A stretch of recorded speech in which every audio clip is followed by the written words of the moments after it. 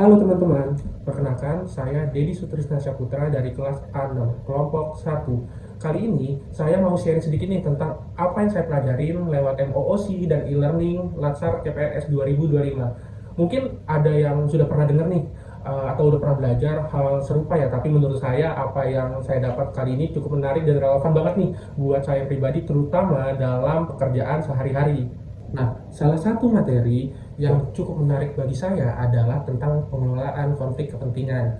Jadi, konflik kepentingan itu terjadi ketika seseorang, misalnya pejabat, pegawai, punya kepentingan pribadi nih yang bisa mempengaruhi pengambilan keputusannya. Nah, hal ini penting banget untuk kita pahamin, karena kalau nggak dikelola dengan baik, bisa jadi masalah besar nih. Langkah pertama yang harus dilakukan adalah mengidentifikasi dulu nih konflik kepentingan itu. Nah, terdapat dua jenis konflik kepentingan, yaitu aktual dan potensial. Aktual yaitu yang pada saat ini, dan potensialnya akan terjadi gitu ya.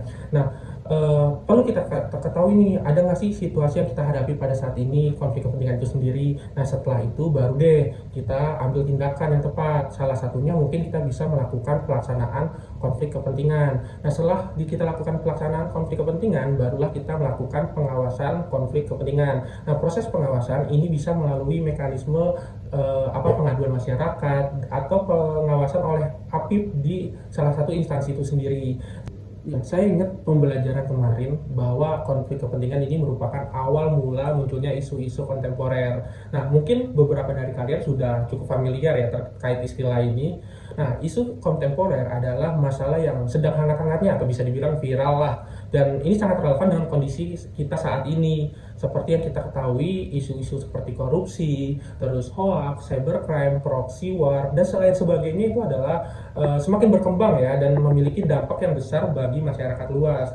Nah, untuk mengetahui hal ini, maka kita harus membagi nih isu-isu ke dalam beberapa kategori, seperti isu current isu, yaitu isu yang memang mendapat perhatian luas lah. Terus juga ada yang namanya emerging isu, yaitu isu yang memang perlahan tapi memang belum jadi perhatian gitu. Terus ada juga potensial isu, isu yang memang belum nampak tapi potensinya cukup besar nih di kemudian hari gitu. Nah, namun sebelum kita melakukan analisa terkait dengan isu dan tahapannya seperti apa, kita perlu mengetahui nih, apakah isu yang kita punya ini sifatnya kritikal atau tidak. Nah, kalau sifatnya kritikal gitu ya, kita bisa melakukan scanning nih prosesnya. Jadi kita bisa mengetahui itu kritikal atau tidak melalui namanya isu scanning. Jadi kita bisa menelaah isu itu sendiri. Nah, kita bisa cek nih mekanismenya, ada beberapa tools seperti media scanning, terus juga bisa existing data, terus knowledgeable others, dan lain sebagainya. Kita tahu nih beberapa isu terkait pada sektor pengadaan barang dan jasa. Nah, ini dokumentasinya seperti ini.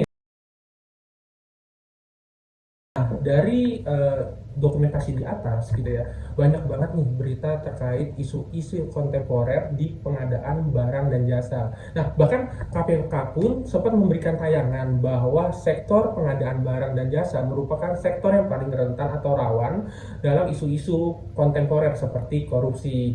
Nah, untuk mencari tahu nih penyebabnya, apa yang menyebabkan masalah ini terjadi, kita perlu nih untuk menganalisis lebih dalam dengan menggunakan metode-metode yang sudah saya pelajarin, dan bisa menggunakan teknik analisis isu. Contohnya misal katakanlah yang pertama teknik tapisan isu. Nah, teknik tapisan isu itu ada 4 kriteria. Nah, kriteria pertama itu ada aktual, yang kedua ada kehalayakan, yang ketiga ada problematik, dan keempat adalah kelayakan. Nah, teknik tapisan isu juga ada yang namanya USG, yaitu urgency, seriousness, and growth.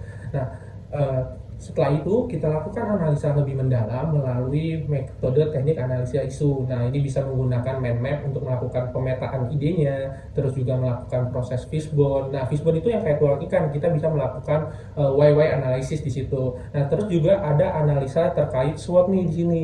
Nah, analisa terkait SWOT kita melihat nih kekuatannya, kelemahannya, dan lain sebagainya. Nah, untuk setelah proses itu barulah kita menentukan alternatif solusi dengan menggunakan metode McNamara. Nah, McNamara ini ada 3 kriteria. Yang pertama adalah efektivitas, kemudahan, dan biaya. Nah, setelah itu barulah kita buat suatu program di mana program ini harus mempertimbangkan yang namanya core value berakhlak gitu. Nah, sehingga outputnya dihasilkan lebih bermanfaat. Sekian dari saya. Wassalamualaikum warahmatullahi wabarakatuh.